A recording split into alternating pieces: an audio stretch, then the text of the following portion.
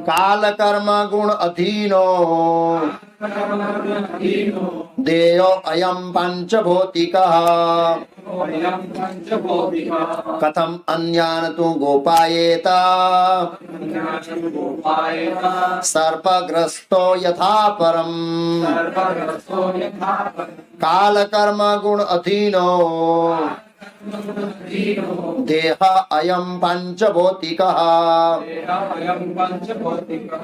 कथम अन्यान तु गोपायेत सर्पग्रस्तो यथा परम। मैं सीधा अनुवाद पढ़ूंगा इसलिए शब्दार्थ अनुवाद और तात्पर्य शिला एसी भक्ति वेदांत स्वामी प्रभुपाद इस्कॉन संस्थापक आचार्य द्वारा काल शाश्वत समय कर्म कर्म गुण प्रकृति के गुण अधीन के अधीन देह भौतिक शरीर तथा मन अयम यह पांचभौतिक पांच तत्वों से बना कथम कैसे अन्याना दूसरे तू लेकिन गोपायेता सुरक्षा प्रदान करते हैं सर्पग्रस्त हो सांप द्वारा दसित यथा जिस तरह परमा दूसरे अनुवाद पांच तत्वों से निर्मित ये स्थूल भौतिक शरीर पहले से ही सनातन काल कर्म तथा भौतिक प्रकृति के गुणों के अधीन है, तो किस तरह से ये अन्यों की रक्षा कर सकता है जबकि यह स्वयं सर्प के मुंह में फंसा हुआ है। तात्पर्य राजनीतिक आर्थिक सामाजिक तथा सांस्कृतिक प्रचार द्वारा विश्व आंदोलनों में किसी को कोई लाभ होने वाला नहीं है, क्योंकि ये श्रेष्ठ शक्ति द्वारा नियंत्रित होते हैं। बद्ध जीव पूरी तरह से भौतिक प्रकृति के नियंत्रण में होता है, जो प्रकृति के तीन गुणों के प्रभाव वश होने वाले कर्म तथा सनातन काल के रूप में व्यक्त होता है। प्रकृति के तीन गुण अर्थात सत्व रजस तथा तम। सत्वगुणी हुए बिना मनुष्य वस्तुओं को असली रूप में नहीं देख पाता। रजो तथा तमोगुणी व्यक्ति वस्तुओं को उनके असली रूप में कभी नहीं देख पाता। अतएव रजोगुणी तथा तमोगुणी व्यक्ति अपने कार्यों को सही दिशा नहीं दे पाते। केवल सतोगुणी व्यक्ति ही कुछ हद तक ऐसा कर पाता है। चूंकि अधिकांश व्यक्ति राजसी तथा तामसी होते हैं, अतः उनकी योजनाएं तथा परियोजनाएं शायद ही अन्यों को कुछ लाभ पहुंचा सके। प्रकृति के गुणों के भी ऊपर शाश्वत समय होता है जो काल कहलाता है, क्योंकि यह भौतिक जगत की हर वस्तु की आकृति को बदल देता है। यदि हम स्थायी रूप से कोई लाभप्रद कार्य कर भी लें तो समय बीतने पर काल द्वारा यह अच्छी परियोजना भी विनष्ट कर दी जाती है। यदि कुछ किया जा सकता है तो इतना ही कि इस सनातन काल से छुटकारा पा लिया जाए, जिसकी तुलना काल सर्प से की गई है, जिसका दस सदैव जानलेवा होता है। कोई भी व्यक्ति सर्प दस से नहीं बच सकता।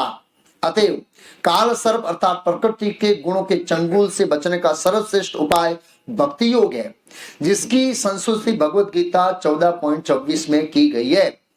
सबसे पूर्ण लोक उपयोगी परियोजना यह है कि हर एक व्यक्ति को विश्व भर में भक्ति योग के प्रचार कार्य में लगाया जाए, क्योंकि उसी के द्वारा लोगों को काल कर्म तथा गुण द्वारा व्यक्त माया के चंगुल से बचाया जा सकता है। भगवत गीता 14.26 में इसकी स्पष्ट रूप से पुष्टि होती है। ओम अज्ञानतिमिरान्धस्य ज्ञानाञ्जन शलाकया चक्षुरुन्मीलितं येन तस्मै श्री गुरुवे नमः। नमो ओम विष्णुपादाय कृष्णपृष्ठाय भूतले श्रीमते भक्ति वेदांत स्वामी इति नामिने। नमस्ते सारस्वती देवे गौरवाणी प्रचारिणे निर्विशेष शून्यवादी पाश्चात्य देशनानिरे। श्री कृष्ण चैतन्य प्रभु नित्यानंद श्री अद्वैत गदाधर शिवासादि गौर भक्तवृंद। हरे कृष्णा कृष्णा कृष्णा हरे हरे, हरे राम राम राम हरे हरे। हरे कृष्ण। तो ये श्लोक नारद जी युधिष्ठिर महाराज को बता रहे हैं। किसको बता रहे हैं? नारद जी युधिष्ठिर महाराज को बता रहे हैं। प्रसंग क्या है उसका थोड़ा बैकग्राउंड दे देता हूं ताकि श्लोक समझने में आसानी रहेगी। प्रसंग ऐसा है, सेठ महाभारत युद्ध तक जाना पड़ेगा। तो प्रसंग ऐसा है कि महाभारत युद्ध पूरा होने के बाद, महाभारत युद्ध में विदुर जी तीर्थ यात्रा को चले गए भगवान की योजना के अनुसार। दुर्योधन ने उनको अपमान किया था और उन्होंने कुरुवंश का राज परिवार छोड़ दिया। भगवान की इच्छा को समझकर कि दुर्योधन माया से प्रेरित होकर मुझे ये शब्द बोले, ऐसे कर चले गए तीर्थ यात्रा करने के लिए। और इधर महाभारत युद्ध पूरा हो गया, धृतराष्ट्र के सभी पुत्र मारे गए, युधिष्ठिर महाराज राजा हो गए और कुछ समय के लिए वो ऐसे ही रहने लगे। और धृतराष्ट्र महाराज भी उनके आश्रय में थे, वो उनका ध्यान रख रहे थे। तो हालांकि ऐसा कहा जाता है वानप्रस्थ लेने वाला वापस नहीं आता है, लेकिन विदुर जी का केस स्पेशल है, इसलिए वो वापस आए, विशेष करके धृतराष्ट्र महाराज की मनोदशा को ठीक करने के लिए। क्या ठीक करने के लिए? हाँ। तो धृतराष्ट्र महाराज के केस में एक ऐसा मैसेज है कि भगवत गीता अर्जुन ने सुनी, मतलब हमारे अंदर भी धृतराष्ट्र महाराज की मनोभावना पड़ी है, उसको थोड़ा निकालना है। तो पहले समझना पड़ेगा वो धृतराष्ट्र महाराज की मनोभावना हमारे में है क्या। तो अर्जुन ने भगवत गीता सुनी तो अर्जुन ने कहा नष्टमोहो स्मृति लब्धा तव प्रसादात् मयाच्युत गत संदेह करिते वचनम तव। अर्जुन के ऊपर 5 असर हुई। कितनी असर हुई?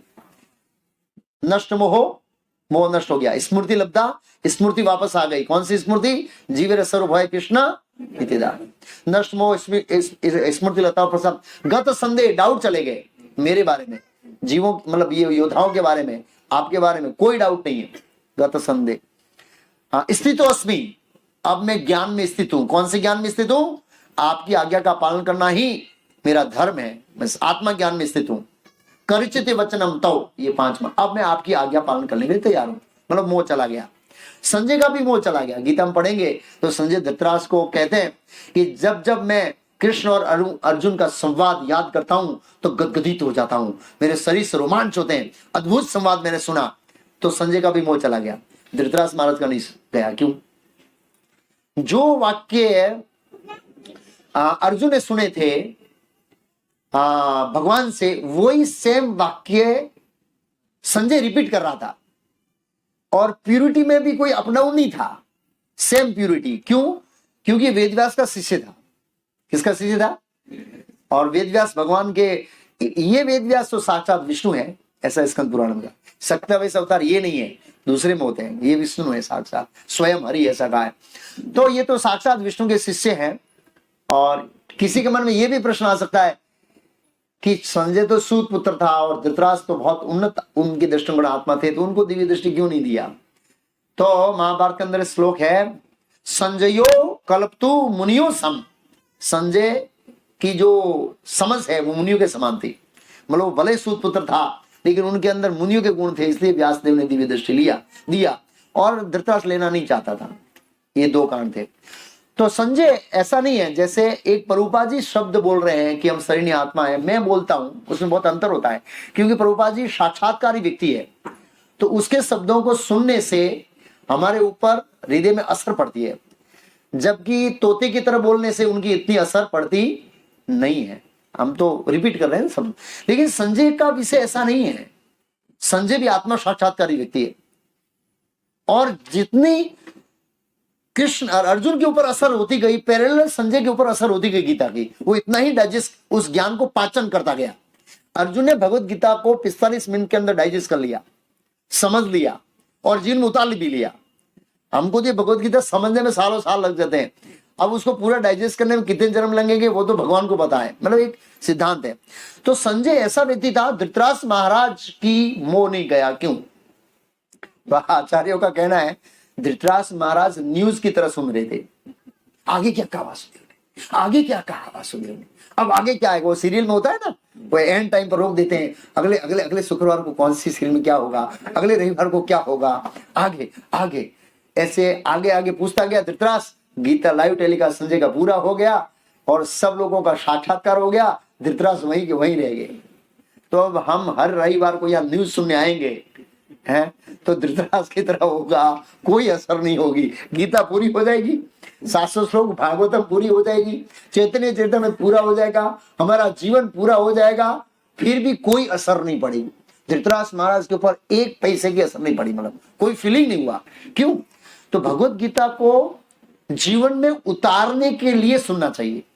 किस लिए सुनना चाहिए? इंफॉर्मेशन नॉलेज के रूप में नहीं। न्यूज का मतलब इंफॉर्मेशन नॉलेज। बहुत लोग जो है इंफॉर्मेशन नॉलेज चाहते हैं, क्या है खगोल शास्त्र, क्या भूगोल शास्त्र है, ये है वो है, जानना चाहते, कुछ नया स्टोरी, कुछ नया है। तो इससे इतना लाभ होगा थोड़ा, ऐसा नहीं है, लेकिन भगवत गीता को अपने जीवन में अभ्यास करने का विचार से सुनने के लिए हमको बैठना चाहिए। अगर वो मनोवृत्ति होगी तो हमारा हृदय परिवर्तन होगा। अर्जुन भगवान से ही प्रार्थना करता है, कार्पण्य दोषो पहस्त स्वभाव परछामी तमाम धर्म समूर्जिता। मैं धर्म के बारे में जानना चाहता हूँ। कार्पण्य दोषो पहस्त स्वभाव परछामी तमाम धर्म समूर्जिता यत श्रेयस्या निश्चितम बुरी शिष्य स्तेम साधिमा में तमाम परम। मैं शिष्य हूँ आपका। धृतराष्ट्र से संजय को नहीं कहा मैं आपका शिष्य हूँ, मैं आपका राजा हूँ। वो बॉस बना हुआ था। हम जो श्रवण करते हैं उसके अंदर मानसिक किस दशा से हम श्रवण करने बैठते हैं वो बहुत महत्वपूर्ण करती है। अर्जुन एक शिष्य की तरह, शिष्य का मतलब जीवन में उतारना, उस तरह से सुन रहा था, तुरंत उनके ऊपर असर होने लगी। 10वें अध्याय में बोल दिया, पर ब्रह्म परम धाम पवित्र, पर ब्रह्म परम धाम पवित्रम परम भगवान पुरुषम शाश्वतम दिव्यम आदि देवम अजम विभु आहु त्वाम सर्वे ऋषयो देवर्ष असिलो व्यास। तुरंत बोल दिया उन्होंने कि भगवान कृष्ण आप तो परम ब्रह्म है। इस तरह से तो धृतराष्ट्र महाराज की मनोदशा पर कोई असर नहीं हुआ और विदुर जी को फीलिंग था। प्रभुपाद जी लिखे इस अध्याय के अंदर, विदुर जी को बड़ी सहानुभूति थी अपने भाई पर और वो उनका उद्धार करना चाहते थे कि ठीक है भौतिक दृष्टिकोण से तो उनका इतना उद्धार मतलब वो नहीं भोग कर पाए जितनी उसकी इच्छा थी। अब उनके जीवन का अंतिम भाग जो है वो बहुत महत्वपूर्ण है। श्रीमद् भागवतम में मनुष्य जन्म का परम लाभ बताया है, जन्म लाभ परम पुंसाम अंते नारायण स्मृति। अंत के जीवन में भगवान नारायण की स्मृति हो, भगवान का याद आए, ये मनुष्य जन्म का परम लाभ है, सबसे बड़ा लाभ बताया है। बाकी लाभ क्षणिक है, थोड़े समय के लिए ऐसे। तो धृतराष्ट्र महाराज ये बात जानते थे कि मनुष्य जन्म है ये आत्मा साक्षात्कार के लिए मिला है, सनातन काल के लिए आनंद प्राप्त करने के लिए मिला है। हम आनंद प्राप्त करते हैं अलग अलग तरीकों से भौतिक जगत में भी, लेकिन वो क्षणिक है। क्षणिक मतलब कितना है? ब्रह्मा जी की तुलना में जो हमारा भौतिक जगत का आयुष्य है वो तो 1 मिली सेकंड में भी नहीं आता है। कितना? मिली सेकंड। ये भगवान की माया शक्ति का प्रभाव है कि हम सोचते ओ नाउ आई एम 85 ईयर, ऐसे सोचते हैं। बड़े 85 निकाल दिए तो ऐसा लग रहा है हो अमेरिका पे विजय युद्ध प्राप्त कर गई, विजय प्राप्त कर लिया, 85 क्रॉस कर लिया, गर्व करते हैं इसलिए से। लेकिन ब्रह्मा जी की तुलना में हमारा आयु बहुत छोटा है और भगवान विष्णु की तुलना में ब्रह्मा जी को आयु भी मिली सेकंड से कम है। यशेक निसस्वितम कालम थवालम यह जीवन तिलोम विलजा जगदंडनाथा विष्णुर्महान यस्य स कला विशेषो गोविंदमादि पुरुषम तमहम भजामि। महाविष्णु एक श्वास छोड़ते हैं और एक श्वास लेते हैं तो ब्रह्मा जी हरे कृष्ण हो जाते हैं। और हमारी तुलना के अंदर ब्रह्मा जी का आयुष्य कितना है बताएं? 33 ट्रिलियन ईयर्स। अब इसको हिंदी में कैसे बताएंगे पता नहीं। Not a billion, not a million, not a billion. Trillion means TRI, trillion years. 13 trillion years आयुष्य। और महाविष्णु का आयुष्य सनातन है। तो सनातन काल की तुलना में ब्रह्मा जी का आयु मिली सेकंड के समान है और हमारा तो कुछ टाइम कैलकुलेशन है ही नहीं है। और इसमें सोचते क्या मैंने साम्राज्य जमाया है, ऐसे मैं भारत का प्रधानमंत्री हूं, पूरे मेरे विश्व का नाम है। ब्रह्मा जी के लिए मिली सेकंड कुछ नहीं है, नथिंग। ये भगवान की माया शक्ति का प्रभाव है। देवी ऐसी गुणमयी मम माया दुर्त्या मामे भी प्रबंधे माया मिताम दर्दे। वो महाभारत के अंदर एक लोमस मुनि की कथा आती है, पता है? लोमस मुनि की कथा आती है। देवराज इंद्र को बड़ा घमंड था अपने आयु पर।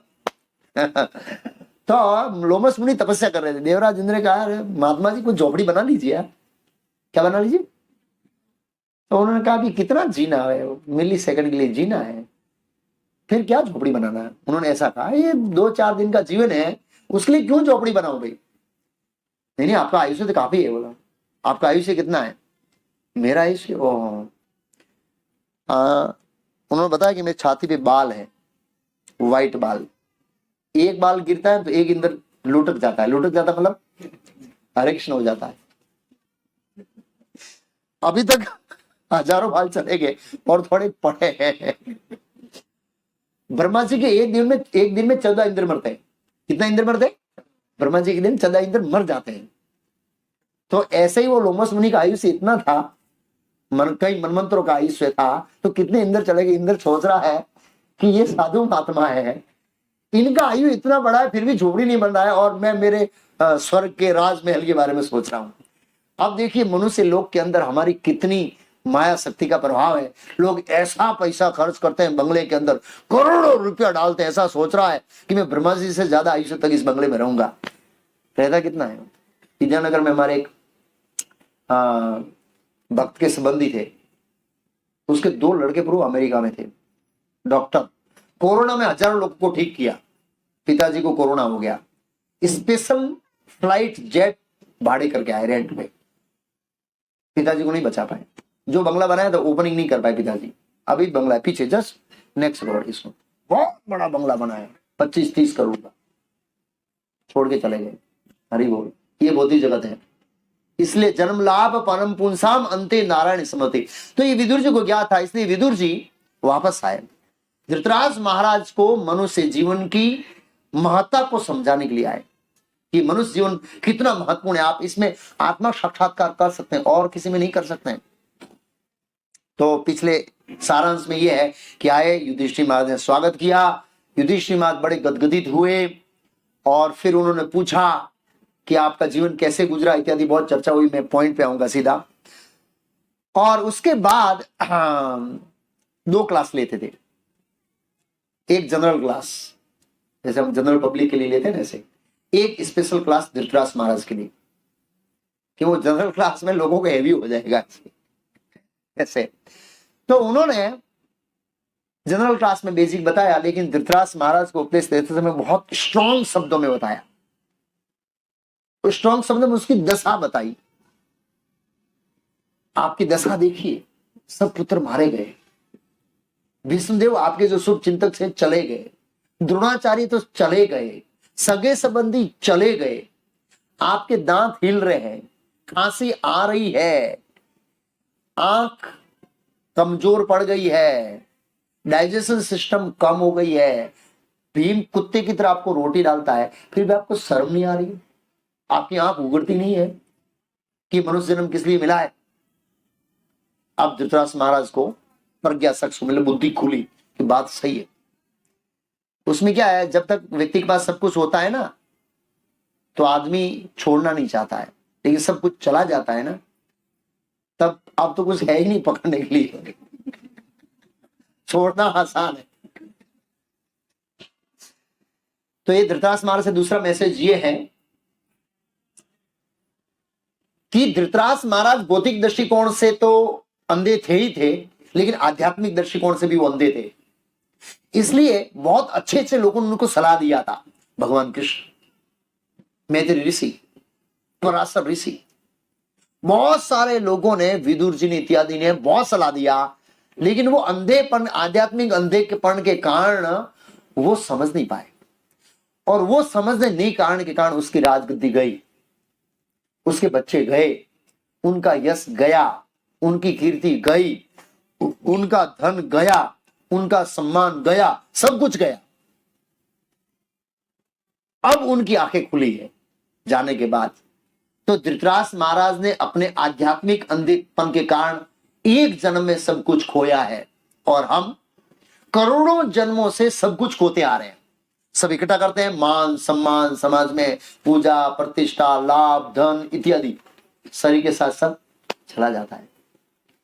अगर भगवान कृष्ण की बात मानी होती तो आज में उनकी कीर्ति होती और आध्यात्मिक प्रकृति होती वो तो अलग, लेकिन आध्यात्मिक अंधापन। तो श्रीमद् भगवत गीता और विशेष श्रीमद् भागवतम है वो आध्यात्मिक अंधेपन को दूर करने का सामर्थ्य रखती है। कृष्ण सूर्य समान माया अंधकार, जहां कृष्ण त्या नहीं माया नो अधिकार, जहां कृष्ण है वहां माया का अधिकार नहीं है। और भागवतम सूर्य के समान बताया, वो फोटो है पहले स्कंद में, वेद व्यास ऐसे प्रकाश डाले, वो श्लोक है ना, क्या, जब कृष्ण चले गए ज्ञान और धर्म किसके आश्रय में गए, कृष्ण स्वधाम उपगते ज्ञान धर्म आदि भी सह कलो नष्ट देशाम।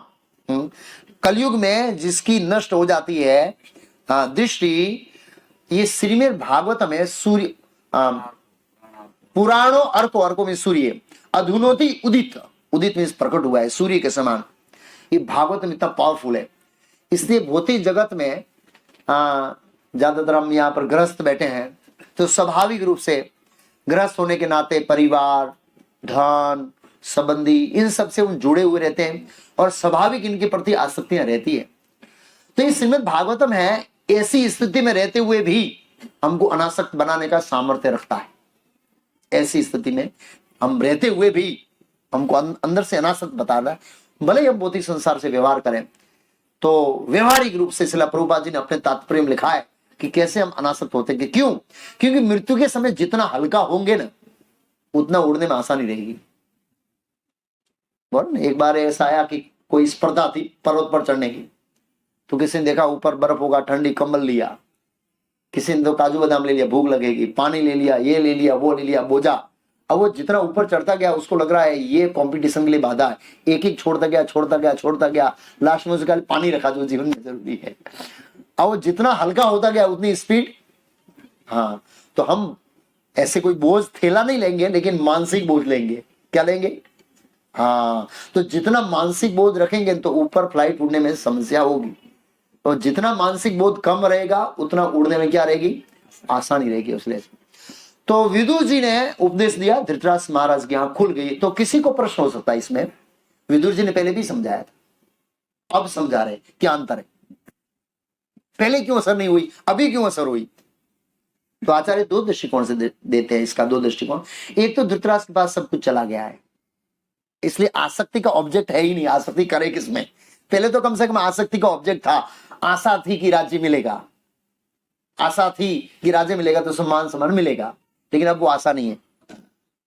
दूसरा कि विदुर जी अब आचार्य बन गए, पहले वो मंत्री थे, मतलब राजा से नीचे उनका पोस्ट था, वो सलाह देते सकते, वो ऐसे फटकार नहीं सकते थे जैसे गुरु शिष्य को फटकारता है, ऐसे नहीं फटकार सकते। अब वो आचार्य बन गए। क्या बन गए? आचार्य। अब आचार्य कड़क भाषा में बोलता है, और ये धृतराष्ट्र को भी पता है कि मैत्री मुनि से विदुर जी ने दिव्य ज्ञान लिया, भागवतम सुनी, और वो आचार्य के पद पर है, इसलिए मुझे इसके वचनों का सम्मान करना चाहिए। पहले ऐसा नहीं था। ये दो दृष्टिकोण बताया। तो धृतराष्ट्र ने वो गंभीरता से लिया कि हाँ, ये मानव जन्म बहुत दुर्लभ है। एक तो मानव जन्म दुर्लभ है, और इस दुर्लभ के अंदर कृष्ण का शरण दुर्लभ है। तो भगवत गीता में स्वयं भगवान दो श्लोकों में बताते हैं, मनुष्याणाम सहस्रेषु कचित् हतति सिद्धिये यतानपि सिद्धानाम कचित् सन्मान वेति तत्वतः। हजारों में से कोई एक मेरे शरण में आता है, और उसमें से कोई मेरे को एक जानता है। ये कृष्ण को जानने की दुर्लभता बताइए। और कम से कम हम प्रैक्टिकल तो नहीं, लेकिन थियोरिटिकल तो जानते हैं कि कृष्ण भगवान है। ये भी प्रभुपाद जी ने बहुत बड़ा सिद्धांत बताया, कम से कम कोई थियोरिटिकल हिंदी में क्या बोलेंगे, सैद्धांतिक रूप से, तात्विक रूप से जानता है कृष्ण परम भगवान है, तो भी उसके मुक्ति के द्वार खुल जाएंगे। इतना सामर्थ्य बताया प्रभुपाद जी ने। दूसरा श्लोक भगवान बोलते, बहुनाम जन्म नामंते ज्ञानमान माम प्रपद्यन्ते वासुदेव सर्वमिति स महात्मा सुदुर्लभ। महात्मा का है, महात्मा किसको कहते हैं? महात्मान तो माम पार्थ देवी प्रकृति मास्ता भजन अनन्य मनसो, जो अनन्य मन से भजन करता है उसको महात्मा का है। और यहां पर ऐसे व्यक्ति को महात्मा का है, बहुनाम जन्मना मनते ज्ञानवान, ज्ञानवान में ज्ञानी व्यक्ति ये जानता है कि कृष्ण ही परम सत्य है, वासुदेव। तो ये जानना भी बड़ा दुर्लभ है। तो हम भाग्यशाली है। अब है हम भाग्यशाली, लेकिन भाग्यशालियों के अंदर दुर्भाग्यशाली है। बहुत सारे जो भाग्यशाली इकट्ठे होते हैं ना, तो उसमें से दुर्भाग्यशाली। भाग्यशाली इसलिए है कि हमारे पास गुरु परंपरा का ज्ञान है, चैतन्य महाप्रभु ने हरे कृष्ण महामंत्र दिया है, श्रील प्रभुपाद जी ने हमको सब कुछ फैसिलिटी दिया है, फिर भी जितनी चाहिए उतनी स्पीड में प्रगति नहीं हो रही है। ये दुर्भाग्यशाली है, ये हमारा दुर्भाग्य है। इसके बहुत सारे कारण हो सकते हैं। सामाजिक स्थिति ऐसी है जिसमें हमको अर्थ उपार्जन के लिए बहुत कमाना पड़ता है, पारिवारिक स्थिति ऐसी होती है, मानसिक स्थिति ऐसी है, बौद्धिक स्थिति ऐसी है कि हम वास्तविक सत्य को देख नहीं पा रहे हैं। प्रभुपाद जी ने एक श्लोक के अंदर ऐसा लिखा, जहां पर मेरे ख्याल से पहले और दूसरे अध्याय में आता है कि कलयुग मंदा, वो उसमें कलयुग का लक्षण लिखा है, मंद भाग्या ही उपद्रुता। उस श्लोक के तात्पर्य में कि कलयुग के अंदर लोग जड़ पदार्थ के अंदर ज्यादा आसक्ति रखेंगे। जड़ पदार्थ में शरीर आ गया, घर मकान परिवार पशु धन इत्यादि, ये जड़ चीजें। चेतन के अंदर आसक्ति कलयुग के अंदर बहुत कम लोगों में होती है। ये कलयुग का एक दुर्गुण बताया गया और हम देख रहे हैं। नीचे मैं सोच रहा था, नीचे मेरे को काफी अप डाउन हुआ भौतिकवादी लोगों का अच्छा संग मिला, ऊपर नीचे गया, 2 जगह पैक होता है, भव्य स्वागत। मैं सोच रहा था हम कृष्ण के भक्त हैं जो लक्ष्मीपति है, हम एक ऐसा हॉल कृष्ण के लिए नहीं ले पा रहे ये हमारा एक दुर्भाग्य है। जैसे सोच रहा था इन भौतिकवादियों के पास कितना पैसा है और कैसे यूज करते इंद्रिय भोग के अंदर, और हमको कृष्ण की सेवा में लगाने के लिए पैसा नहीं है। जैसे ऐसे सोच रहा था, ऐसे भव्य कैसे सुंदर बनाया है, ऐसे वो झूमर उमर लटका के, ये भी जो भी है अच्छा बनाया जो भी है, लेकिन उपयोग समाज के लिए। और प्रभुपाद जी इसके अंदर समाज के लिए बहुत अच्छा लिखा है, जबरदस्त लिखा। आज के तात्पर्य में आते हैं हम लोग, समय तो वैसे है अभी हमारे पास थोड़ा। हाँ, तो हम भाग्यशाली हैं, इसमें कोई संदेह नहीं है। जो भी कृष्ण के बारे में थोड़ा कर जानते हैं भाग्यशाली शास्त्र के, लेकिन हम दुर्भाग्य इसलिए है कि हमारी जो स्पीड में प्रकृति होना चाहिए वो बहुत कम है। इसलिए प्रभुपाद जी चाहते थे लक्ष्य बनाओ, एक ही जन्म में भगवत धाम जाना। क्यों? दूसरा जन्म लेंगे तब तक तो पेट्रोल 500 रुपया हो जाएगा मजाक नहीं कर रहा हूं मैं। और वर्किंग आवर्स 12 घंटा की जगह 20 हो जाएगा। 12 की जगह कितना हो जाएगा? हाँ, ऐसा ही हो रहा है ना। जब मैं गुजरात में आया था वो पेट्रोल 15 रुपये थे। कितना रुपया था? हाँ, शुगर 5 रुपये में मैंने बेची। मैं गुजरात में आया तो पहले करियाने की दुकान पे था, एक मारवाड़ी मुझे ले आया था वहां पर एक दुकान पर 5 रुपये में शुगर बेची है। अभी कितना भाव है? मैं तो खरीदता नहीं हूँ, आप लोग खरीदते हैं 40 रुपीज। 8 गुना भाव बढ़ गया है। आधा जीवन मेरा गया है। कितना गया है? आधा। अभी दूसरा आधा जाएगा और 8 गुना, 16 गुना, और अगले जन्म में कितना गुना? 100 गुना। और नरेंद्र मोदी जी हमारे प्रधानमंत्री, डबल सरकार, डबल इंजन सरकार। डबल इंजन मतलब पैसा खींचने की डबल इंजन, इधर भाव बढ़ाओ उधर टैक्स मारो, डबल इंजन, दोनों सही से पैसा खींचते हैं, इसका नाम डबल इंजन। हाँ, बहुत बड़ा एडवर्टाइज है, डबल इंजन सरकार। अच्छी पैसा खींचती है, अच्छा पैसा खींचती है, ऐसे जो भी है। तो दिन प्रतिदिन कलयुग की स्थिति बहुत खराब हो रही है। कलयुग का वातावरण इतना खराब हो रहा है, पारिवारिक जीवन, सांस्कृतिक जीवन, जिसकी हम कल्पना नहीं कर सकते। ऐसी ऐसी परिस्थितियां हम देख रहे हैं। आगे आने वाले दिनों में बहुत स्थिति खराब होगी। इसलिए प्रभुपाद चाहते थे कि भक्तों को ऐसा प्रण करना चाहिए कि एक ही जन्म में निकल जाना है। तो फिर हम क्या है? भाग्यशाली। वो भाग्यशाली के अंदर भाग्यशाली है। तो शिला प्रभुपाद जी ने ज्यादा फोकस किया है कि हमें थोड़ा गंभीर होना चाहिए। क्या होना चाहिए? सीरियस। इस मनुष्य जन्म की गंभीरता को लेना चाहिए, और दूसरी गंभीरता लेना चाहिए भक्ति को। देखो, सांसारिक काम तो आएंगे जाएंगे समय के अनुसार, उसको बैलेंस करना पड़ेगा, और हर समय अपनी बुद्धि को तीक्ष्ण करना पड़ेगा कि मैक्सिमम समय मैं कृष्ण भक्ति में कैसे दे सकता हूं। ये बहुत महत्वपूर्ण है।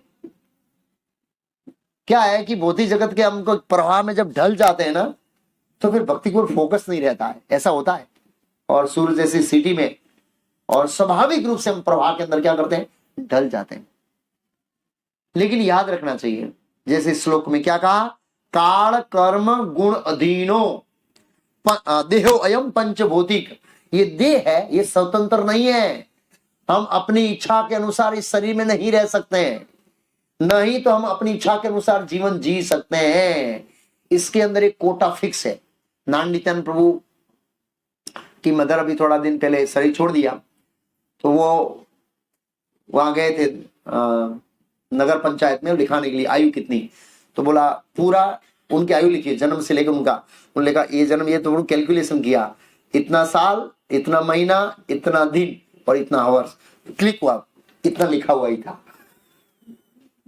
बस ये डेट मेरे पास नहीं थी। आप समझ गए ना, सबका इतना लिखा हुआ ही है, उसमें एक सेकंड भी आगे पीछे नहीं होगा। तो इस श्लोक में कहा काण कर्म गुण अधीनो देहोयम पंचभौतिक।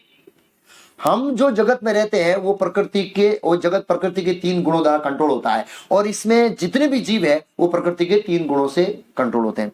कारणम गुण संगस्य सत असत योनि जन्मसु, भगवद गीता बताया प्रकृति के 3 गुणों के अंदर संग करने के कारण हमारे अच्छे बुरे जन्म होते हैं, और पिछले जन्म के कर्म के अधीन है ये शरीर, और काल में समय के अधीन है, मतलब समय की पाबंदी है, कर्म प्रेशर कर रहा है, और प्रकृति के 3 गुण भी प्रेशर लगे हुए हैं, इनके अधीन है, स्वतंत्र नहीं है। गुरु महाराज ने केरला में इसके ऊपर लेक्चर दिया, उसमें पूरा गुरु महाराज ने एक ही चीज समझाया अलग अलग घुमा के कि हम स्वतंत्र नहीं हैं, हम इस भौतिक जगत में प्रकृति के 3 गुण काल और कर्म का अधीन है, ये हमेशा हमको लाइट होनी चाहिए, ये शरीर अधीन है, स्वतंत्र नहीं है से। तो जो प्रकृति के 3 गुण और काल और कर्म के अधीन होता है उसकी क्या दशा होती है, उसके लिए धृतराष्ट्र महाराज बहुत अच्छा बोलते हैं। सॉरी, विदुर जी ने कहा, विदुर जी ने बहुत अच्छा श्लोक पीछे का है।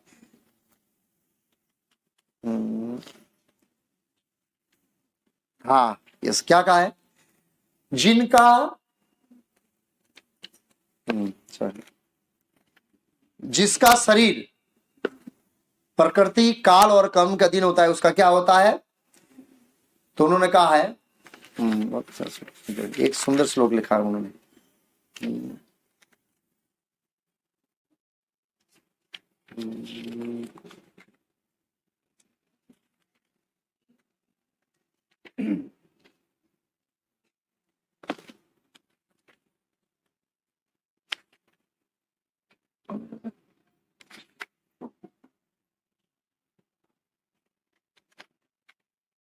नहीं मिले क्यों, वो श्लोक है कि जो काल के अधीन है उसको सब कुछ छोड़ना पड़ता है। इसके बाद है, इसके बाद नहीं है ब्रो, इसके पहले है।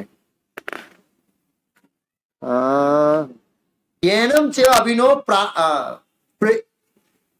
येन चेव अभिनपन्नो अयम प्राणे प्रियतमेर अपि जनः सद्यो विमुचेत किम उतापि अन्य आदि भी। जो सर्वोपरि काल के प्रभाव में है हम लोग, उसे अपना सबसे प्रिय जीवन काल को भी अर्पित करना पड़ता है। अन्य वस्तु यथा धन, समान, संतान, भूमि तथा घर का तो कुछ कहना ही क्या, सब कुछ समर्पित करना पड़ता है। ये काल का प्रभाव है। आज तक इस काल के ऊपर किसी ने विजय प्राप्त नहीं किया है, विरले ही लोगों ने किया है। तो श्रील प्रभुपाद इस श्लोक का तात्पर्य बहुत अच्छा समझाया है।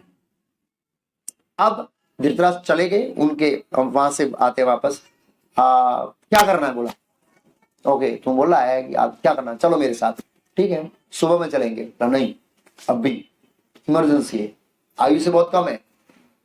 तो बोला युधिष्ठिर बता देता, बोला नहीं आने देगा, बिना बताए भागो, जैसे हम ब्रह्मचारी को भगाते बोल रहे तो नहीं आने देंगे। माया से आप माया को बोले मैं जा रहा हूं, छोड़ेगी माया? बिना बोले चल देना है, बस बताना नहीं है, और बिना बताए चल दिए। सुबह युधिष्ठिर महाराज तो धर्मराज थे, आए चरण स्पर्श करने के लिए, देखा तो वहां पर नहीं है। फिर संजय को पूछा, संजय को भी पता नहीं है। तब नकुल, सहदेव, अर्जुन को बुलाया, जाओ चाचा चाची को ढूंढो, कहां गए। तुरंत नारद, ए भाई रहने देना। इतना प्रयास के बाद इसको छुड़ाया है, कहां ला रहा है तू वापस। विदुर जी की मेहनत देखिए आप, कितनी मेहनत किया विदुर जी ने। धृतराष्ट्र महाराज फेविकोल के ऊपर लोही चुंबक लगाया सिंहासन को, बहुत कठिन हो गया वो सिंहासन छुड़ाने के लिए उनको। फिर नारद जी ने बताया कि आप चिंता कर रहे हैं क्या होगा उनका, आप भरण पोषण करते हैं। बहुत अच्छा बताया प्रभुपाद जी तात्पर्य में पिछले श्लोक में, जब हम अपने सागे संबंधियों को असहाय तथा अपने ऊपर आश्रित सोचते हैं तो यह अज्ञान के कारण होता है। हम सोचते हैं हमारे बिना परिवार कैसे चलेगा, हमारे बिना संसार कैसे चलेगा। इंदिरा गांधी भी ऐसे सोचती थी, महात्मा गांधी जी ऐसे सोचते, सब कर रहे, सब संसार चल रहा है। प्रभुपाद जी ने बहुत अच्छा बताया।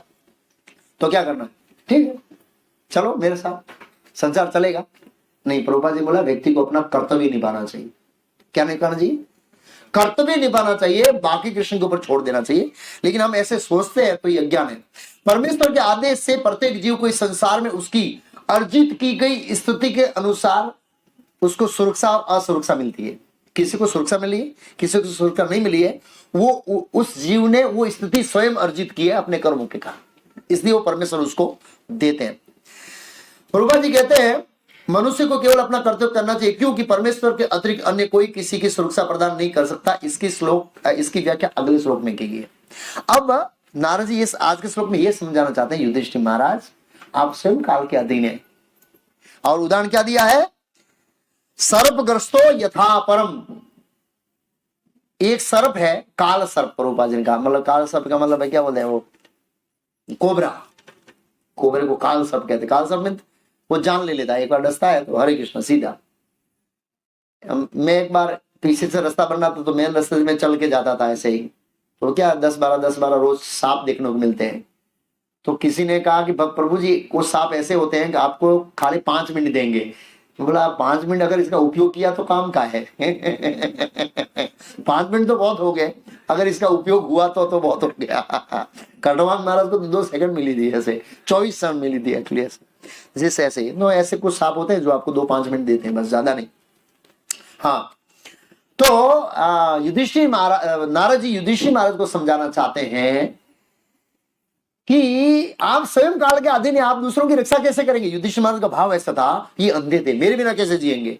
अरे आप ऐसे सोच रहे हैं कि आप इनका भरण पोषण कर रहे हैं, ये आपकी क्या है, अज्ञानता है। क्यों, यहां पर लिखा है कोई व्यक्ति इस जगत में दूसरे व्यक्ति की रक्षा नहीं कर सकता। क्यों, क्योंकि जो रक्षा करने वाला व्यक्ति है उसका स्वयं का शरीर किसके अधीन है, काल कर्म गुण अधीनो, इसके लिए वो दूसरे की सहायता नहीं कर सकता। और प्रभुपाद जी ने इस श्लोक में दूसरे की सहायता करने के बारे में बहुत अच्छा लिखा तात्पर्य में, उसका पॉइंट टू पॉइंट पढ़ेंगे। हाँ, प्रभुपाद जी क्या है, राजनीतिक आर्थिक सामाजिक तथा सांस्कृतिक प्रचार द्वारा विश्व आंदोलनों से किसी को कोई लाभ होने वाला नहीं है। नीचे यही चल रहा है? सांस्कृतिक है लेकिन उसमें कृष्ण नहीं है तो वो कोई काम का नहीं है। राजनीतिक आंदोलन चलता है समाज में, आर्थिक आंदोलन चलता है, सामाजिक आंदोलन चलता है, सांस्कृतिक प्रचार द्वारा विश्व आंदोलन से कोई किसी को लाभ नहीं होना। क्यों लाभ नहीं होने वाला, प्रभुपाद जी ने कहा क्योंकि वे श्रेष्ठ शक्ति काल द्वारा नियंत्रित है। क्या किसके द्वारा नियंत्रित है, हम रोज थोड़े थोड़े मर रहे हैं, रोज थोड़े थोड़े मर रहे हैं। जैसे वो पेड़ काटता है ना, एक घाव मारता है मतलब वो पेड़ को काट रहा है, लेकिन लास्ट घाव में गिर जाता है। ऐसे ही उस समय का लास्ट घाव आता है, हम गिर जाते हैं, बस पूरा हो गया। बाकी हम मर रहे हैं रोज। लेकिन माया शक्ति का प्रभाव ऐसा है, मैंने कई बार देखा, हम किसी भक्तों को या किसी व्यक्ति को बहुत साल से मिलते हैं ना, देखते यार तू तो बहुत बूढ़ा हो गया है। मैं किसको मिला था, एक लड़का है, पहले वो निकुंज करके था, वो कंप्यूटर में नहीं, वो भगवत दर्शन टाइप करता था। तो अमेरिका गया, मैं तो तुम बूढ़ा हो गया, बोला महाप्रभु तुम भी बूढ़े हो गए। तो क्या होता है, जब हम दूसरे को देखते सोचते यार इतना बूढ़ा हो गया, अभी हम खुद बूढ़े हो रहे हैं, लेकिन माया का प्रभाव ऐसा है कि तुम बूढ़े हो रहे हो, मैं नहीं हो रहा। ये माया का प्रहार है एक्चुअली। ऐसे दूसरे को बूढ़े हुए देखते हैं, स्वयं एहसास नहीं कर रहे मैं खुद बूढ़ा हो रहा हूँ, ये माया का प्रभाव है। आईने में देखते ना, अभी मैं ठीक है, सब कुछ बराबर, मैं ऐसा ही जवान हूं, पहले के जैसा ही, हालांकि शरीर बदल जाता है। ये माया शक्ति का प्रभाव है एक्चुअली ऐसे। ओके, तो प्रभुपाद जी ने कहा काल का नियंत्रण, बद्ध जीव पूरी तरह से भौतिक प्रकृति में नियंत्रित होता है। जो भौतिक प्रकृति के गुण के प्रभाव वश होता है वो काल और कर्म के द्वारा वशीभूत होते हैं। ये भौतिक जगत है, इसके अंदर सब लोग काल कर्म और प्रकृति के अधीन है, कोई मुक्त नहीं है। हाँ, महात्मान तो माम पार्थ देवी प्रकृति आश्रिता। जो भगवान के शुद्ध भक्त होते हैं वो देवी प्रकृति का आश्रित होते हैं, लेकिन उनका महात्माओं का लक्षण बताया वो काल के प्रभाव में नहीं होते, वो काल से परे होते हैं। हाँ, प्रभुपाद जी ने एक और चीज बताया यहां पर कि जब तक आप सत्वगुण में नहीं होते हैं तब तक आप चीजों को यथार्थ रूप में नहीं दे सकते। सत्वगुण में यथार्थ देखना मतलब देखना मैं शरीर आत्मा हूं, एटलीस्ट इस लेवल का ज्ञान, इस संसार परिवर्तित हो रहा है। रोज सूर्य अस्त होकर मेरा दिन क्या कर रहा है, आयु को काट रहा है, इसको यथार्थ रूप में देखना, समाज की स्थिति को वास्तविक रूप में देखना। लेकिन जब रजोगुण तमोगुण से ग्रसित होते हैं तो ये जो मतलब क्या बोलते हैं, चकाचौंध, इससे मोहित हो जाते हैं। क्या जीवन है यार, है? क्या इनाम दिया जा रहा है, क्या मेरे परिवार वाले हैं, क्या ये मारवाड़ी परिवार है, देखो कितने लोग इकट्ठे हो गए आज, आहा सब मिले हैं, मतलब चक्काचौंध होते हैं। और वो स्थिति हमारी भूल जाते हैं कि हम शरीर आत्मा है, प्रभावित रजोगुण से तमोगुण से। तो सतोगुण में आना बहुत जरूरी है, प्रभुपाद जी ने बताया।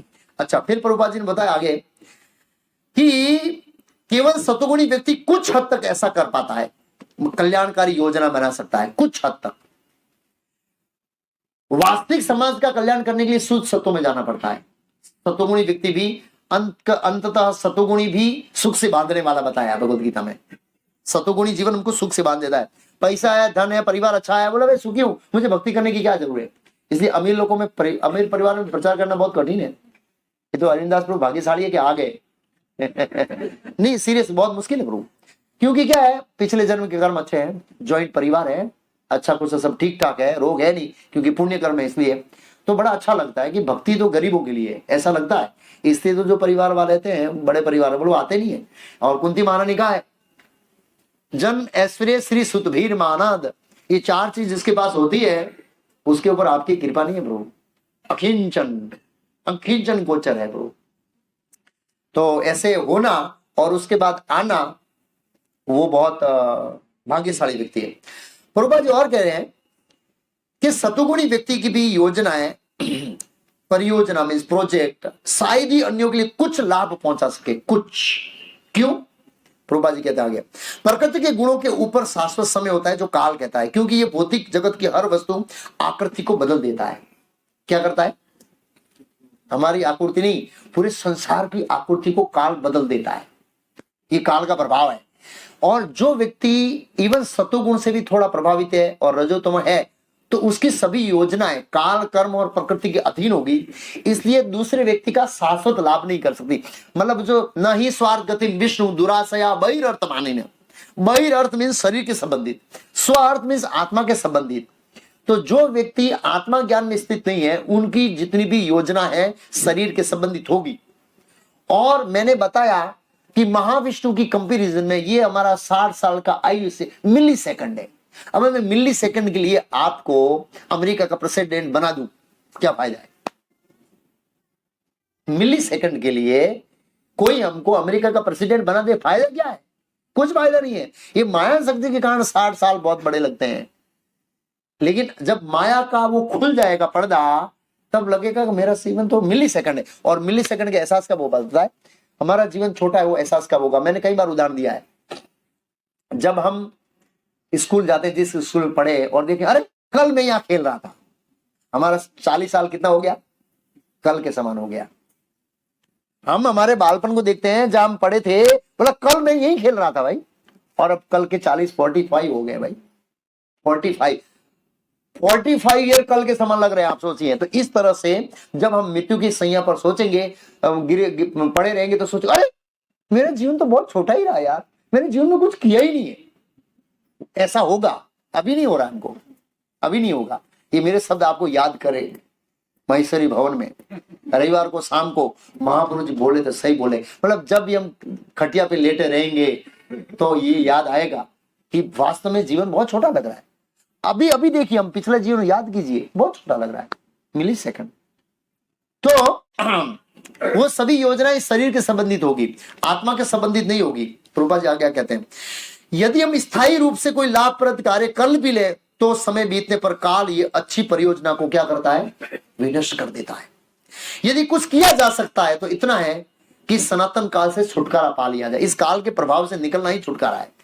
जैसे वो एक बार चकदौड़ में बैठ जाता है ना, वो फन फेयर में होता है, जब फन फेयर ऊपर जाता है तो अच्छा लगता है, नीचे जाता ऐसे श्वास खिंचती है, बड़ी पीड़ा होती रहती है। ऊपर जाता अच्छा लगता है, नीचे बुरा। ये संसार ऐसा ही, अच्छा बुरा अच्छा बुरा अच्छा बुरा, और इसका एक ही रास्ता है, वो उसमें बाहर निकल जाओगा, और कोई रास्ता नहीं है उसके अंदर से।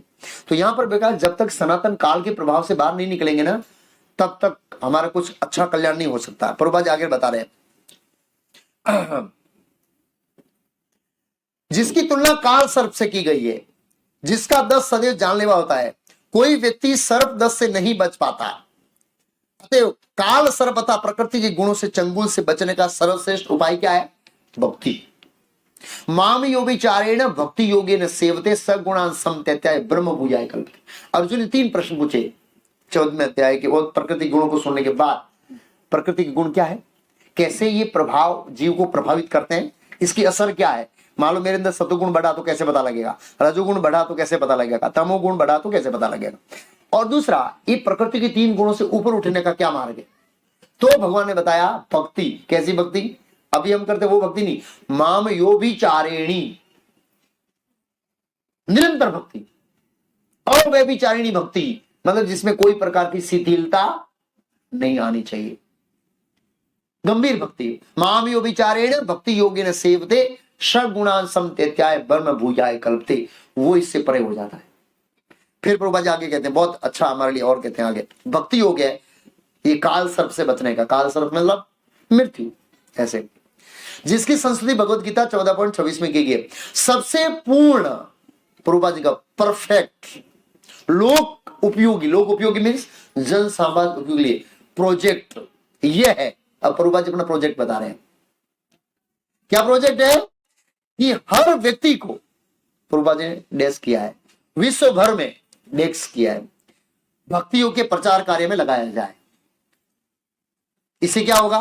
प्रभुपाद जी बोला लगाया, क्योंकि उसी के द्वारा लोगों को काल कर्म तथा गुण द्वारा व्यक्त माया के चंगुल से बचाया जा सकता है, दूसरा कोई मार्ग नहीं है। प्रभुपाद जी ने ऐसा नहीं कहा पर्वत पाटिया को, प्रभुपाद जी का टारगेट देखिए पूरा, पर्वत पाटिया नहीं, सूरत नहीं, गुजरात नहीं, भारत नहीं, प्रभुपाद जी शब्दों को देखिए। प्रभुपाद जी का विजन बहुत बड़ा था, क्योंकि जैसे भगवान कृष्ण वसुदेव कुटुंब देखते हैं इस जगत को, ऐसे ही प्रभुपाद जी ने वसुदेव कुटुंब देखा। कहीं भी प्रभुपाद जी ने एक क्षेत्र को नहीं किया प्रचार, एक क्षेत्र का, विश्व को टारगेट किया। और प्रभुपाद जी एक सिंपल शुद्ध भक्त, एक सिंगल व्यक्ति, और पूरे वर्ल्ड में पहुंच गए। विजन बड़ा था प्रभुपाद जी का। प्रभुपाद जी क्या कहा, फिर से याद रखिए, सबसे पूर्ण, पूर्ण मीन्स परफेक्ट, लोको उपयोगी परियोजना, परियोजना मीन्स प्रोजेक्ट, यह है कि हर व्यक्ति को विश्व भर में भक्ति योग के प्रचार कार्य में लगाना चाहिए। मैं ससुर महाराज की बायोग्राफी बड़ी, सॉरी प्रभुपाद का लीला में तब पूरा किया जब लास्ट में ससुर महाराज का बायोग्राफी पढ़ रहा था। 3 महीने में दीक्षा, 5 साल में संन्यास। हाँ, तो 5 साल तक 16 माला तक नहीं पहुंचते, 10-12 साल में दीक्षा होती है। अब संन्यास तो इस में पता नहीं कैसे होगा। तो ऐसा नहीं है कि खाली ब्रह्मचारी संन्यास देखते हैं, बहुत सारे गृहस्थ भी संन्यास लिए ऐसे, जो भी है। तो कहने का मतलब है ससुर महाराज में 3 महीने के अंदर दीक्षा हो गई। कितने महीने में? हाँ, बहुत सीरियस थे जिन्होंने प्रभुपाद लीला मिल रही, बहुत गंभीर थे। प्रभुपाद जी बड़ा उनका आदर करते थे एक्चुअली ऐसे। तो कहने का मतलब ये है, भारत भूमि ले मनुष्य जन्म हो यार, जन्म सार्थक करी करो पर उपकार। उपकार और पर उपकार, उपकार तो ये नीचे वाले कर ही रहे हैं। उपकार में शरीर के संबंधित, पर उपकार में आत्मा का उपकार, आत्मा के ऊपर उपकार, आत्मा का ज्ञान। पूरे समाज के अंदर रोटी कपड़ा मकान सब कुछ दे रहा है। भक्ति सिद्धांत महाराज का है, इस जगत में कोई चीज की कमी नहीं है, और वास्तव में कमी नहीं है, कोई चीज की कमी नहीं है। एक चीज की कमी है, कृष्ण भावना में।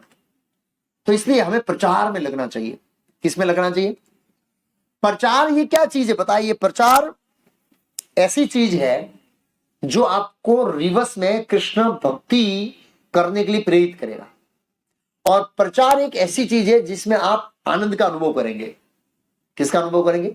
आनंद का। आज अभी मेरे एक भक्त के साथ बीच में फोन आया, रिलायंस का प्रेसिडेंट है रवि अयंगर, जो दहेज का पूरा यूनिट देखता है, बहुत बड़ा व्यक्ति है ऐसे। तो फोन आया, प्रभु जी आज मैंने 45 राउंड किए, कंपनी का कोई फोन नहीं उठाया, कुछ नहीं है, और ऐसा आनंद महसूस कर रहा हूं आप कल्पना नहीं कर सकते हैं। मैंने बोला प्रभु आपने अपने प्रचार का स्वाद चखा ही नहीं है। क्या नहीं चखा है? हाँ, उसका जो टेस्ट मिल जाए ना आप पागल हो जाएंगे। क्योंकि जब हम कृष्ण की सेवा करते हैं तो कृष्ण सामने आदान प्रदान करते हैं। क्या करते हैं? तो इसका एक उदाहरण दो। हेम सुंदरी माता जी कोरोना में 2 साल बीमार और ये हो गई, बीच में सूरत थी, अब विद्यानगर में गई, दूसरे भक्तों के संग मेंबर बनाया। शाम को फोन आया, प्रभु जी 25 मेंबर हो गए, सीधा भगवत दशम मेंबर 25 हो गए। प्रभु जी आज इतनी खुश हूं, इतना आनंद आ रहा है, कल्पना नहीं कर सकूं। क्योंकि 3 साल तक उन्होंने मेंबर नहीं बनाए। कितने साल तक? ऐसे उबल गई थी। हालांकि हेल्थ बहुत खराब है, लेकिन फिर भी वो मेंबर बनाने गई। तो उन्होंने देखा कि जब हम कृष्ण को दूसरे को देते हैं तो कृष्ण हृदय में आनंद प्रदान करते हैं। तो जब हम प्रचार करते हैं यहाँ पर, तो प्रचार अलग अलग तरीके से होता है। एक लेक्चर देना भी प्रचार है, पुस्तक वितरण का प्रचार है, और लोगों के लिए प्रसाद बनाना प्रचार है, प्रसाद सर्व करना प्रचार है। मतलब लोगों को प्रभुपाद, मैं गिरिराज महाराज की एक बुक पढ़ रहा था, वाटरिंग द सीड, बहुत जबरदस्त बुक है। उसमें गिरिराज महाराज ने कहा प्रभुपाद जी ने ये प्लेटफॉर्म बनाया इस्कॉन को कि हर जीव को हरिनाम और कृष्ण प्रसाद मिले। क्या मिले?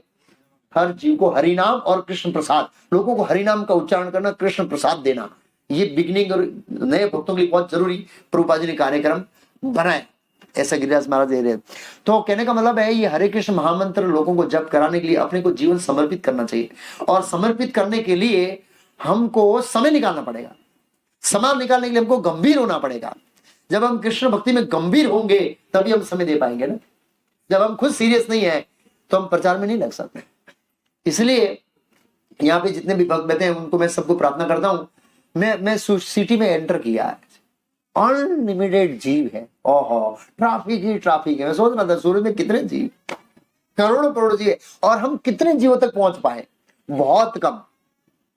बहुत सारे जीवों तक हमको पहुंचना है, और जब हम दूसरों को कृष्ण भक्ति देंगे तो स्वयं कृष्ण हमारी भक्ति में क्या होगी? बढ़ोतरी, ऑटोमेटिक परसेंटेज काम करेगा।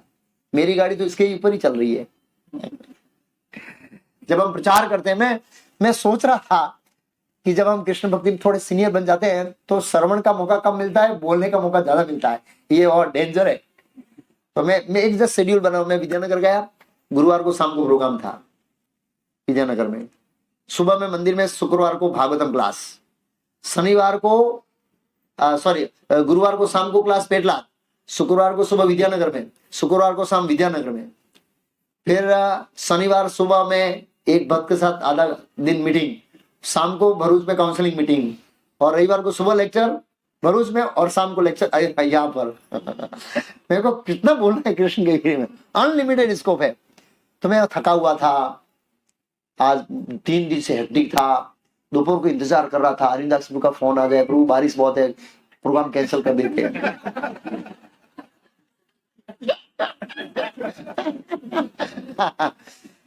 यहां तक आया, थका था, इतना ट्रैफिक जाम, लेकिन जैसे मैं सिंहासन में बैठा, 2 शब्द बोलने शुरू किया।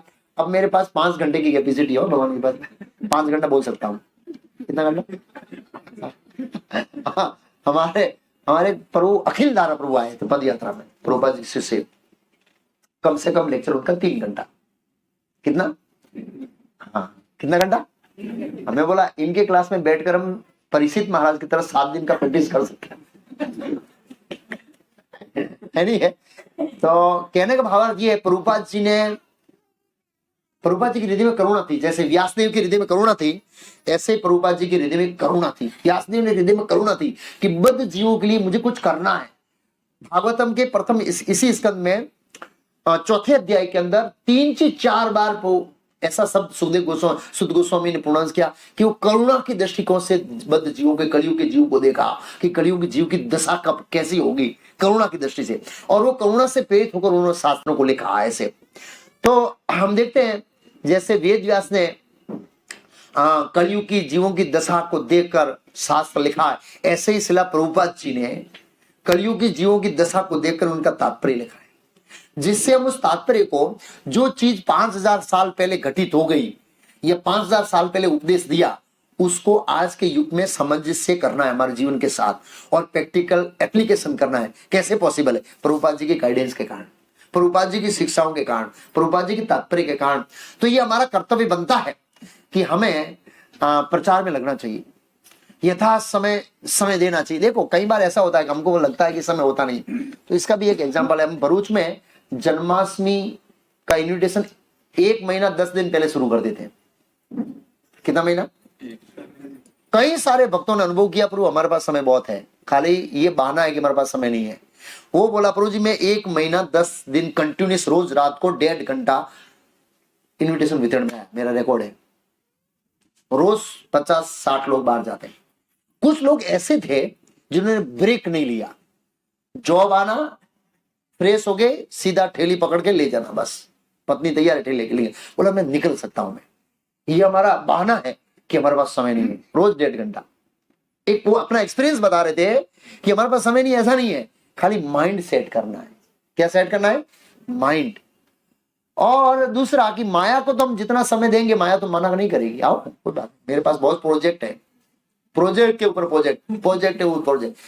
लेकिन आध्यात्मिक जीवन में प्रभुपाद जी के पास भी पूरा विश्व खाली पड़ा है। प्रभुपाद जी ने कहा तो हमें प्रचार करना चाहिए, लोगों को कृष्ण भक्ति देना चाहिए, क्योंकि ये जीवन कैसा है, कमल दल दल जीवन अटल मल भज वो हरि पद नीति रे।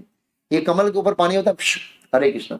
और इसका एक्सपीरियंस सबको कोरोना में कितने चले गए, कितने चले गए जिसकी कोई कल्पना नहीं। और अलग अलग दृष्टिकोण से संसार में जा रहे हैं, कैंसर से हॉस्पिटल में देख रहे हैं। इसलिए से तो लोग बिना कृष्ण भक्ति किए हुए अपना ये मूल्यवान मनुष्य शरीर छोड़ रहे हैं। इसलिए हमारा ये कर्तव्य बनता है कि हम ज्यादा से ज्यादा क्या लगे, प्रचार। प्रचार के लिए बहुत सारी व्यवस्था चाहिए, धन चाहिए, मैन पावर चाहिए, समझाने वाला चाहिए, कल्टीवेशन करने वाला चाहिए, लेक्चर देने वाला चाहिए। तो उसमें हमको वॉलेंटरी समय देना चाहिए और हमें गंभीरतापूर्वक इसको लेना चाहिए। प्रभुपाद जी इसके बारे में बहुत सीरियस है। शिला प्रभुपाद जी जब अपने जीवन के अंतिम क्षण में थे, वृंदावन में शरीर छोड़ रहे थे, उस समय प्रभुपाद जी उत्तम अधिकारी के स्तर पर आ गए। प्रभुपाद जी ने वृंदावन में अपना शरीर छोड़ने से 2-4 महीना पहले ही उत्तम अधिकारी के स्टेज पे अपने आप को व्यक्त किया। उससे पहले वो मध्यम अधिकारी से व्यवहार करते थे। उत्तम अधिकारी मतलब अपने आप को पति समझना। प्रभुपाद जी अपने शिष्य कहते मैं महापति हूं, अपने गुरु भाई को बोला महापति हूं मैं ऐसे। और बाण महाराज आए थे शायद प्रभुपाद से मिलने के लिए। प्रभुपाद जी ने कहा कि जिस दिन मेरे गुरु महाराज ने मुझे आज्ञा दिया कि तुम जाके विदेश में प्रचार करो, उस समय से एक क्षण मैंने बर्बाद नहीं किया, एक क्षण उस समय से। प्रैक्टिकली वो एप्लीकेशन बाद में कर पाए, लेकिन उनका थिंकिंग चलता रहा। गुरु मुख पद वाक्य चित्ते करिया एक आर ना करिया सा। तब से मैं सोच रहा था, मैंने एक क्षण व्यर्थ नहीं किया। तो आओ हम साथ में मिलकर गुरु की आज्ञा का पालन करके हम आगे बढ़े। इस तरह से वो चर्चा कर रहे थे अपने गुरु भाई के साथ। और वास्तव में शिला प्रभुपाद जी ने बिल्कुल एक सेकंड भी वेस्ट नहीं किया, क्योंकि उनके पास समय बहुत कम था और इसमें पूरे विश्व में प्रचार करना था। हमारे जैसे ढीले ढाले चलते तो फिर इतना प्रचार नहीं होता। आप सोचे शुरू में कि प्रभुपाद जी आ गए थे इसलिए से। तो हमें ये गंभीर लेना चाहिए। और कब गंभीर होंगे? ज्ञान होगा तब। ज्ञान हमारी गंभीरता को मजबूत करेगा। कृष्ण भक्ति में नॉलेज, और नॉलेज के लिए क्या है? श्रीमद् भागवतम। नित्यम भागवतम सेव्या भक्तिर उत्तम श्लोके भक्तिर भवती नैष्ठिकी। भक्ति निष्ठा होगी जब हमारे हृदय के अंदर कृष्ण भक्ति होगी, ज्ञान होगी। जब ज्ञान के चक्षुओं से समाज को देखेंगे तब देखेंगे लोग दुखी है। जब हम रजोगुण से देखते अरे यार ये तो बहुत पैसे वाला है, इसको क्या समस्या है, गाड़ी है, बंगला है, परिवार है, सब कुछ है, ठाट मारते जी रहा है, तो ये भौतिक दृष्टिकोण है। अरे भैया 1 सेकंड में चला जाएगा, इसका कभी भी जा सकता है, कभी भी जा सकता है, कोई गारंटी नहीं। किसी के पास यमराज का सर्टिफिकेट नहीं है कि मैं नहीं जाऊंगा। हाँ, तो ये भौतिक दृष्टिकोण। लेकिन जब हमारे हृदय में ज्ञान होगा तब हम देख सकते हैं कि लोग मनुष्य जन्म इतना मूल्यवान है जिसमें ये सनातन आनंद, सनातन सुख प्राप्त कर सकते हैं, सनातन जीवन प्राप्त कर सकते हैं, सनातन परिवार। हमारा परिवार है आध्यात्मिक जगत में, ये परिवार तो उसका परिवार का प्रतिबिंब है। शिला प्रभुपाद जी लंदन में थे, वो क्या नाम है, वो गाने वाला क्या नाम है हमारा, वो बीटल्स ग्रुप का वो हेड जॉर्ज हैरिसन का एक मित्र था, जो हो करके नाम, उनकी वाइफ का नाम जो होता था। ऐसा 2 लोग आए, प्रभुपाद जी आशीर्वाद दी हम अगले जन्म भी हस्बैंड वाइफ बने रहे। प्रभुपाद जी बोले इम्पॉसिबल, इम्पॉसिबल, ये संभव नहीं है। शुद्ध भक्तों के अंदर संभव हो सकता है लेकिन बाकी संभव नहीं। तो कहने का मतलब है, लेकिन आध्यात्मिक जगत हम परिवार है, हमारा आध्यात्मिक घर है, आध्यात्मिक जीवन है, आध्यात्मिक आनंद, सब कुछ है। ये मनुष्य जन्म से मात्र प्राप्त हो सकता है। तो इसलिए इसका सदुपयोग करना चाहिए और इसके ऊपर इसको हमको गंभीरता से लेना चाहिए। जब हम अभी लेक्चर सुन रहे हैं तो सब गंभीर हो जाते हैं, जैसे ही महेश्वरी से बाहर निकलेंगे तुरंत प्रेशर आ जाएगा इधर का, हाँ बोल भाई कहाँ है, हाँ इधर कल सुबह आऊंगा भाई, कल दे दूंगा चेक ये वो, और फिर इतना रजोगुण का प्रेशर रहता है गाड़ी में, टी टी टी, भागो भागो भागो, स्लो क्यों चल रहे हैं भाई, बिजनेस बढ़ाओ, ये बढ़ाओ वो बढ़ाओ, ऐसे उसके झमेलम फिर। लेकिन अगर भागवतम पढ़ते रहेंगे कैसे भी समय निकाल कर, तो फिर ये जीवंत रहेगा हमारा। जब तक क्या है ये क्या बोले, बल्ब का लाइट का कनेक्शन रहता है ना, प्रकाश रहता है, जैसे कनेक्शन टूट जाता है प्रकाश चला जाता है। तो जैसे हम भक्तों के ऐसे रहते हैं। विद्यानगर से एक भक्त आए थे जन्माष्टमी के लिए, वातावरण देखा, हाँ प्रभु जी तो अच्छा है वानप्रस्थ के लिए, मतलब मैं वानप्रस्थ में आ सकता हूँ, अच्छी सेवा मिलेगी ये वो। फिर विद्यानगर गए, दूसरे गया, प्रभु जी वो शमशान वैरागी वहीं रह गया। बोला क्यों? बोला जब तक वहां रहता मुझे अच्छा लगा, यहाँ घर आपस आया, ये है वो काम है, ऐसे एफडी सेट करनी, ये करनी हो, हम 2 साल के बाद जाऊंगा, ऐसे ऐसे विचार आ रहे हैं। बोला तो क्या है, जब तक हम, इसलिए प्रभुपाद जी ने कहा भक्तों के संग में कृष्ण कथा की चर्चा होनी चाहिए। तो इसलिए हमको नियमित पढ़ना चाहिए, भक्तों का संग करना चाहिए और इसको सीरियस से रिस्पॉन्सिबल व्यक्ति बनना चाहिए, जवाबदारी और सेवाओं में जवाबदारी लेना चाहिए। महाभारत में वो जवाबदारी की कथा है, रोज इनका कुछ महाभारत की कथा बोल देना, तो एक कथा बोल देता हूं। महाभारत में ऐसी कथा है, जवाबदारी मतलब क्या। तो एक गुरु थे, नाम भूल गया, धौमी मुनि थे, कौन थे, दूसरे धौमी मुनि, पांडवों के कुल गुरु नहीं, दूसरे धौमी मुनि शायद। ऐसे बिगिनिंग में महाभारत आरंभ में कथा आती है कि कैसे शिष्य को जवाबदार बनना चाहिए। तो अलग अलग शिष्यों की परीक्षा ले रहे थे। उसमें एक शिष्य की परीक्षा लिया कि पानी जा रहा है खेत में, उसकी क्यारियां बनाओ, पानी को डाइवर्जन करो। तो क्यारी नहीं बना पा रहा था, प्रयास किया, फिर खुद सो गया। और हम होते क्या करते, महाराज तुम करिए, नहीं था तो हमें नहीं हो रहा महाराज, मैंने बहुत प्रयास किया, खुद सो गया, शाम तक नहीं आया। रात को पूछ रहा है ये पांचाला कहाँ है, पांचाल कहाँ है, नाम उसका भूल गया, एक पांचाल करके नाम है, पांचाल देश का था वो स्टूडेंट। तो बोला गुरुदेव आपने कोई सेवा दी होगा कहीं होगा। बोला हाँ मैंने उसको वो पानी की क्यारी मोड़ने के लिए सेवा दिया था। जाके खेत में वो आवाज लगाते हैं गुरु और दूसरे शिष्य, ए पांचाल तू कहाँ है। बोला गुरुदेव यार सोया हूँ। बोला क्यों सोया है। बोला आपने पानी रोकने की आज्ञा दिया है, पानी नहीं रोक गया, मैं खुद सो गया। अब उसको वो जीवड़े काट रहे हैं, ये काट रहे हैं, ठंडा पानी किटने विट्टे सब कर रहे हैं, लेकिन वो सोया हुआ है। गुरु मुख पद्मवाक्य चित्ते करिया आर ना करिया था। ऐसे ही कृष्ण भक्ति प्रचार करने के लिए जवाबदारी लेनी पड़ेगी। क्या लेनी पड़ेगी? हाँ शुरुआत की सेवा की जवाबदारी अच्छी रहती है, लेकिन बाद में जो बर्तन मांजना, साफ सफाई करना, ये जवाबदारी बड़ी भारी पड़ती है। ऐसा देखा जाता है। प्रभुपाद जी 26 एवेन्यू थे, फिस्ट बनाते थे, सब लोग आते थे, मजे से खाते थे और फिस्ट होने के बाद चले जाते थे। दीक्षा विक्षा लेने के बाद भी, दीक्षा प्रोग्राम हुआ, सब चले गए, सब बर्तन गंदा पड़ा, प्रभुपाद जी मांग रहे हैं अकेले, जवाबदार रिस्पॉन्सिबल। लेकिन वो फॉरेनर लोगों ने कहा कि स्वामी जी गंभीर है, हम खाते आते हैं चले जाते हैं, और ये क्या हमारे लिए बर्तन मांजते हैं, प्रसाद बनाते हैं, लेक्चर देते हैं, लाइफ सरेंडर कर दो, यही असली साधु है। और इस तरह से तो यत आचरित श्रेष्ठ, हम ऐसा आचरण, हम जवाबदार व्यक्ति बनेंगे तो दूसरे लोग भी जवाबदार बनेंगे।